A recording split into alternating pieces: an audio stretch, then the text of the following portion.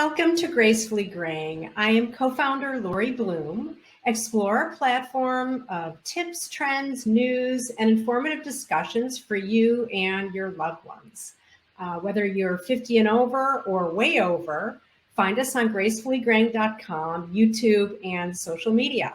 Enjoy this live stream discussion. Welcome to Gracefully Graying. I'm your host, Attorney Henry Gornbein. Today on Gracefully Graying, we will be discussing the importance of planning for the unexpected with some of the things that occur in life with my guest, Lisa Zastrow, who is a partner with the law firm of Lipson, Neilson. Lisa, welcome to Gracefully Graying. Good morning. First of all, Lisa, you've been through some important life-altering events in the last year or two. Tell us exactly what happened as we go into these important discussions. Sure. It's actually been about 3 or 4 years since a number of things have occurred that have changed my family dynamic quite a bit related to this topic, which is trying to plan and organize your life so that you're not stuck in emergency situations. A lot of my experiences have been in an emergency situation, and others we had a little bit more time to plan. About 3 or 4 years ago, my grandfather, who was relatively young, he was in his early 80s, had a heart attack, and he ended up being transferred on an emergency basis, obviously, to a hospital. And he very, very quickly got pneumonia and all kinds of issues. And he passed away, and I will talk about that in more detail. But his passing was very traumatic on my very small family because he ended up on life support, because he did not have a DNR, which we're going to talk about. And then shortly after that, my mother had a brain bleed, an aneurysm, and she was hospitalized. And I mean within a 6-month span. And I was living out of state. So with both of those situations, I had to fly home. Within a couple of months of my mother having her near-death experience, my grandmother then died. And then just a few months after that, my mother's husband, my stepdad of 40 years, passed away. So within a span of about 18 months to 2 years, I lost my grandmother, grandfather, and stepfather, who is a second father to me, and almost lost my mother. And a lot, Lisa. Why don't you tell us when it is time to say goodbye to a home? I know that's a tough decision, and many people are trying to decide, do you downsize? Do you go to a senior residence, or is it a point where you need some type of assisted living? Tell us about that. That's a great question. And with my experiences, I've now changed my planning and thought on this.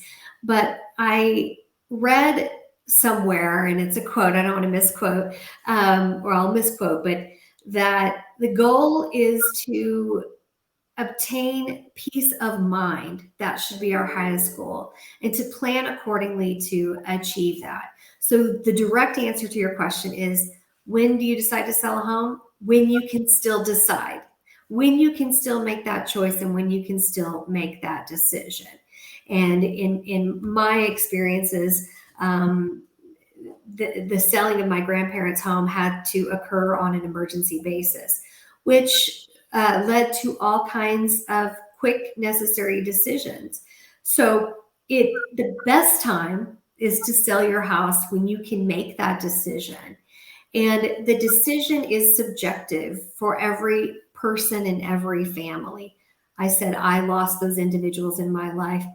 My family members did too. My mother, my aunts, they lost their parents. I lost my stepfather. So everyone can be involved in these decisions.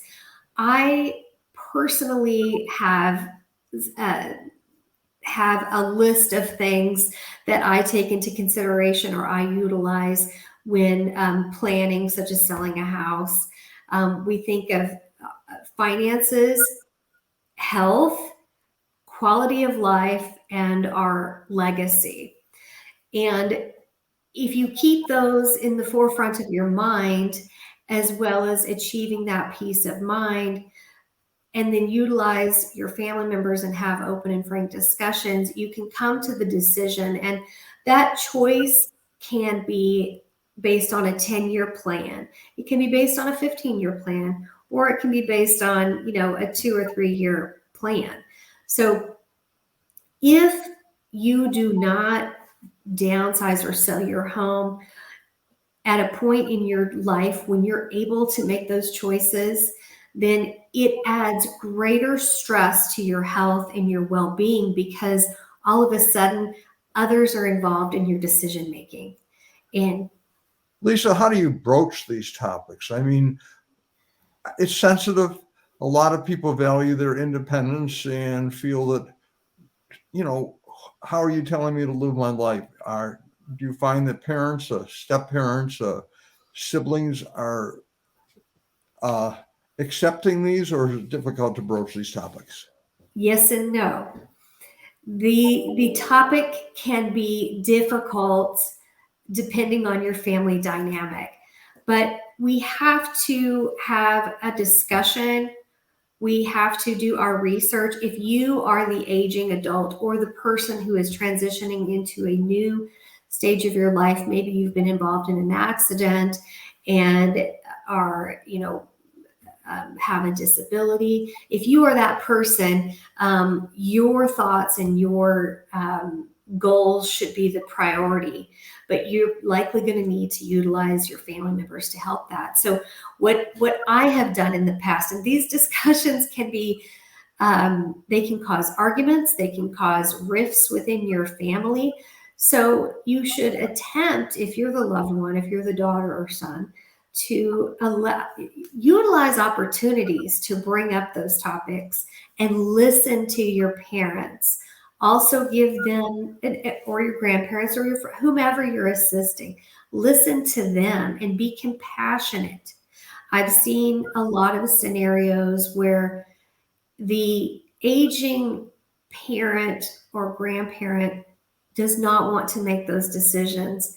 And so then the last several years of that person's life, as well as the lives of their family, is riddled with tension. Individuals are alienated. So one of those 4 pillars I discussed, your quality of life, has decreased, which can shorten your life.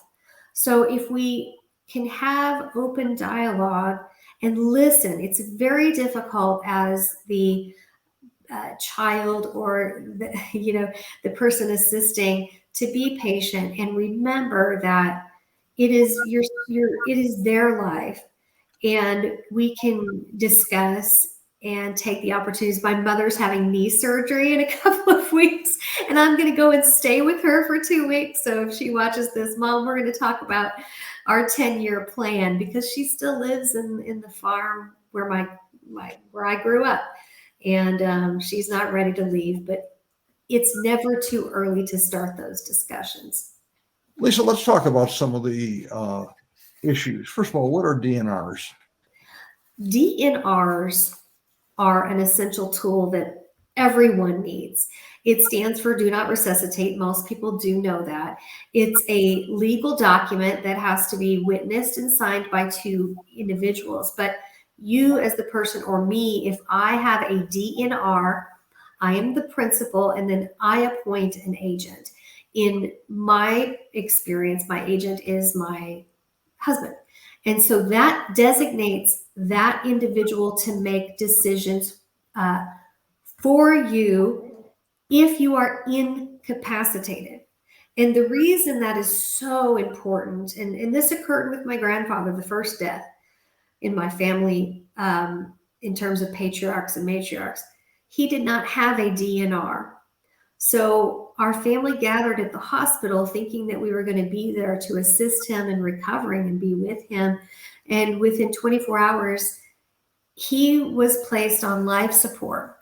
And I was in the room when that occurred. It's exceptionally traumatic. Sure. So witnessing. So if you do not have a DNR, here's what I want people, anyone watching this, to remember. You may have the attitude of do whatever happens to me, I don't care. But you need to think about how your choices or your lack of choices affect your loved ones, because you don't want your loved ones to see you on life support or to witness that occurring, because then guess what the next decision is? When to remove it. So if you have a DNR in place, that dictates what occurs to you in the situation where you're in cardiac arrest. And many individuals, like myself, I don't want a DNR. I'm a healthy young woman, right? ish. But let's say you have someone in their 90s. As we age, our bones become more brittle. CPR breaks our ribs. It's very painful. It's very scary. So the odds of individuals coming off life support are so low. In that experience of having a loved one on life support, the decisions are not pull the tube. The decisions are, because your doctors at that point, due to laws, start treating your loved one with Band-Aids. And it can be very confusing, because a kidney doctor can come in the room and say, oh, we think we should put your grandpa on dialysis. And you're thinking, okay, but what you don't realize is, no, that's a Band-Aid. Grandpa's going to die. And it's very difficult to find a professional in a hospital setting that will be frank with you, because they use terminology that we all don't understand from time to time. They say comfort care. What they mean is, your grandpa's going to die. We need you to tell us to put him on comfort care. So if you have a DNR, a do not resuscitate, then all of that traumatic experience that occurs within your family dynamic, or whomever is there caring for you, completely goes away. My stepfather, who passed away a couple of years ago, following his heart attack, he had a DNR. He had his full mental capacity. He was able to speak to the doctor as well. And while his pain was difficult, his suffering was minimal. And it allowed his planning allowed him to die with dignity, with all of us around his bed and speaking to him, and he was in no pain. So yes, go ahead. Lisa, what is a DPOA? So a durable power of attorney is different from a DNR. A DPOA is a durable power of attorney, which means, unlike the DNR scenario where you have lost your capacity to make decisions, so you have the writing that tells the doctor what to do, that's what the DNR is. A durable power of attorney is something that we can all have while we still have the ability to make choices. And there are several types of durable powers of attorneys, and they're available online, or you can have an attorney draft one for you. They're very simple. They, like the DNR, they designate a person to make decisions for you. In the instance of the DNR, it's the doctor, if I didn't say that expressly. With the durable power of attorney, my mother, for example, could have me as her power of attorney. That enables me to go for financial needs and healthcare needs. Those are the two basic types. There are all kinds, but healthcare and financial, and it can all be in one. So if you have someone that you trust, it's a very good resource as you age, so that others can assist you. So you don't have to go to your tax professional. Your loved one or your designee can take your documents in for you and can sign for you. They can go to the bank for you. They can do all of those things that you might not want to do. You might be gracefully graying, and you might want to spend your time in the garden. So a durable power of attorney can be a great tool if you have someone that you trust. And the same thing for health powers of attorney. When we talk about DNRs, there are all kinds of health decisions that people fail to make, and that can go in the power of attorney. It tells your designee what you want in a health emergency. Do you want certain types of life support? Do you want to be resuscitated? I do, but maybe next steps, I may not want a certain level of life support if I don't have brain function. So those are very, very simple inexpensive tools. You can literally write in them what you want expressly. And then the thing that everyone asks me is, are they revocable? Absolutely. If your daughter's your power of attorney and she, angers you one Christmas, then you can remove her and have someone else appointed. So they're tools to achieve that peace of mind. Tell us a little bit more about health planning. What can be done in that arena?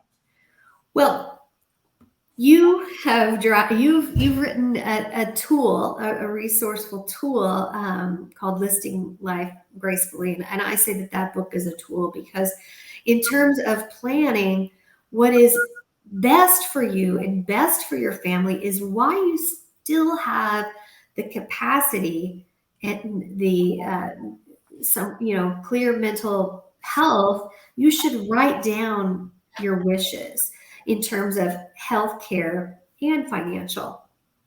One of the things too that is very helpful, if you are fortunate enough to have family members or friends, take those family members with you to the doctor, because a lot of people, I think it's a generational thing, and it's good. A lot of people respect doctors, and they're scared to ask them questions. That you don't want to piss off your doctor, because then he'll, write you the wrong prescription. So a lot of people just listen and they don't ask questions. And doctors use dialogue that is not common to the common person.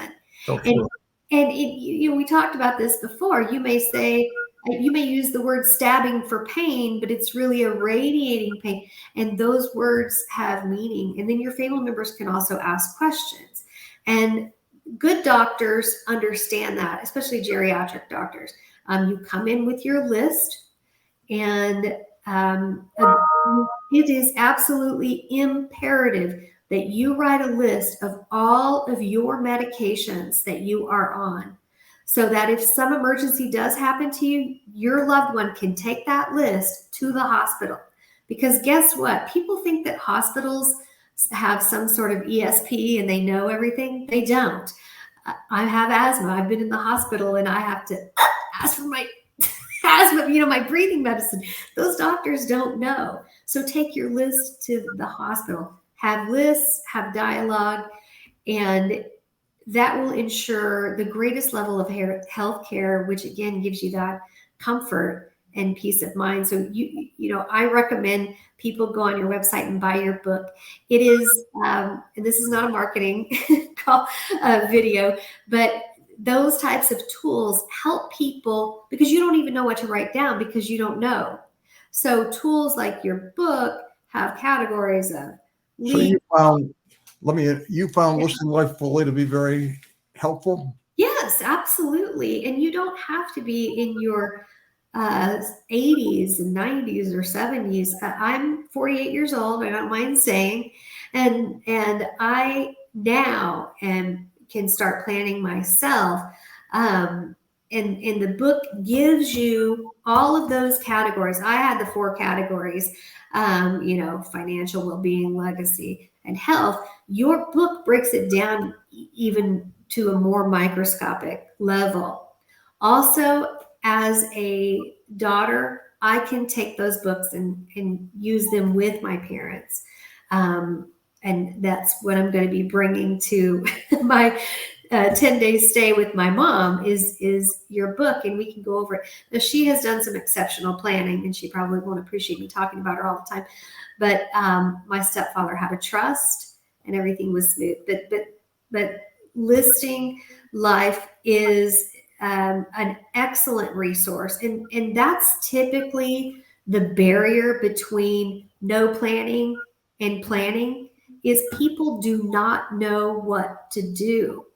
So you think you want to plan, but you feel trapped or paralyzed or handicapped mentally because you don't know, because not everyone has had 3 people die and a mother nearly die in 3 years. So, I know all of the things to plan for, but your book is still even helpful to me. Health, financial, legal, real estate, insurance, charities is another thing. Not everyone has a lot of expendable cash, but one of my goals is legacy, one of my 4. And if you die and you don't have a will and do all that planning that your book helps people do, and you wanted $20,000 to go to the Humane Society, it won't happen. So those things all bring us that peace of mind for that goal. Organize your life, and you and your family will have peace of mind. Lisa, let's talk about planning. I mean, you think of the old communist 5-year plans and things like that, but you're not ready to retire. What financial planning should be done? And you've talked about 15-year plans, 10-year plans. Delve into that a little more for our viewers. Sure. So earlier you asked me, how can we have conversations with our loved ones? Right.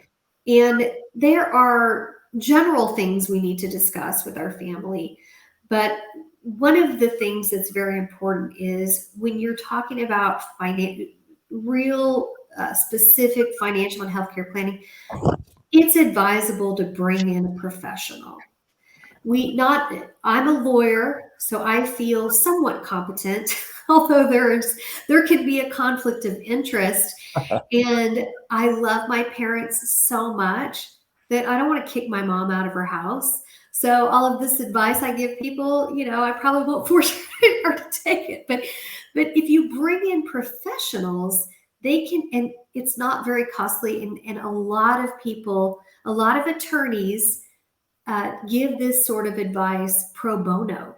And people can also contact their state bar association, and those state bars can put individuals in touch with legal aid services. And those are experienced attorneys that can speak to families about financial planning. So, I can sit here and give you a list of all the things you need to take into consideration. But at the end of the day, you should consult a professional. The earlier you start to plan, the earlier you buy that Listing Life book, then the greater the peace you and your family will have when you do ultimately pass away. You need to understand how much money are you going to need. One of the biggest tragedies in our society is the cost of in-home healthcare. It's absolutely unbelievable. And I had no idea until about 3 years ago. Yeah. And a family has to, when my grandfather passed away, my grandmother needed help because she had dementia, but we didn't want to put her in a home.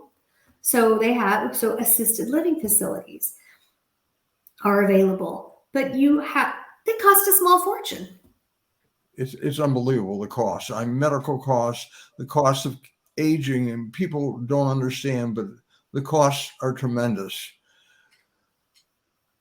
Another question that is interesting: what happens to your pets if you are gone? Have you? Sure.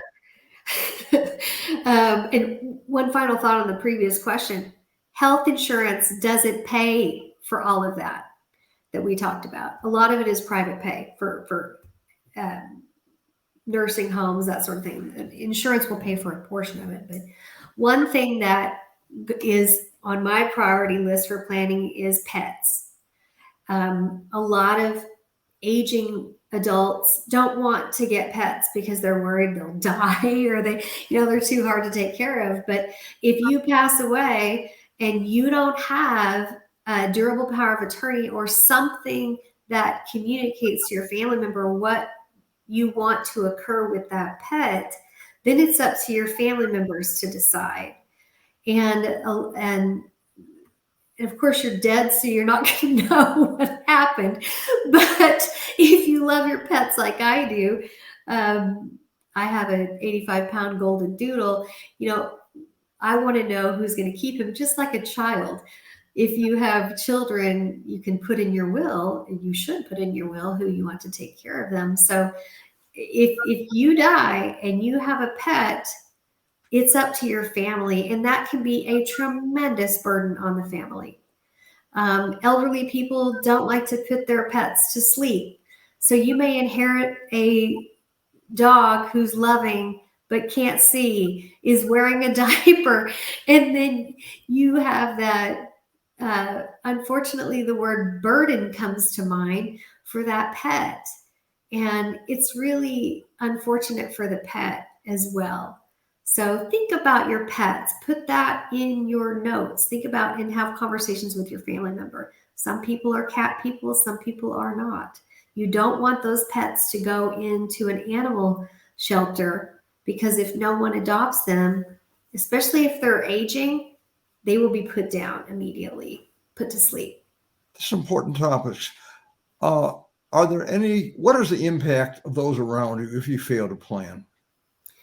We've talked about a lot of this, and I don't mean to sound uncaring at all.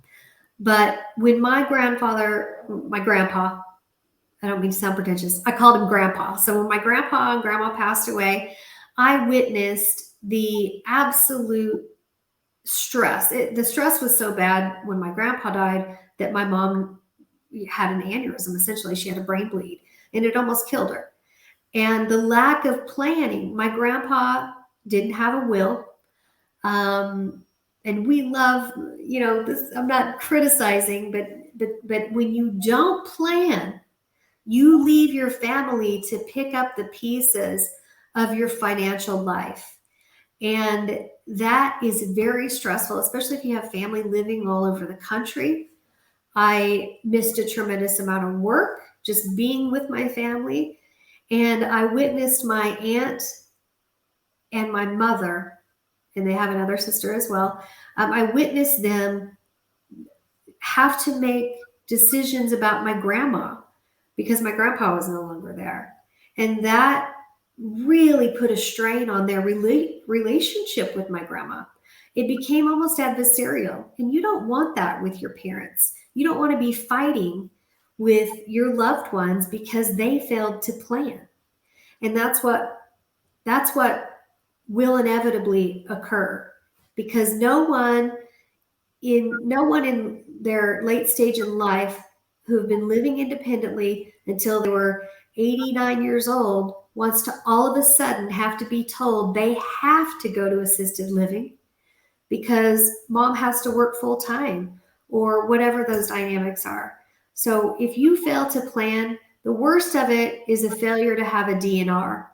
That mental trauma that can occur with family members, people, it's very difficult to come back from that.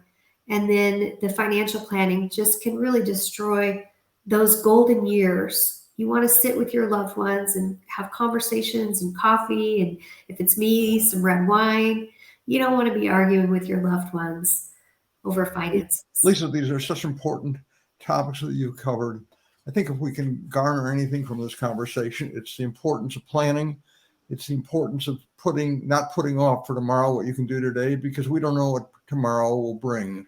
Listing Life Fully is an important tool, and you've covered so many personal things, not only medical planning, financial planning, as well as what happens if you pass away. So we're out of time. Lisa Zastrow, as always, it's a pleasure having you as a guest on Gracefully Graying. I want to thank our viewers for watching Gracefully Graying, and I want to thank our sponsors so much for sponsoring Gracefully Graying. Thank you again. Thank you.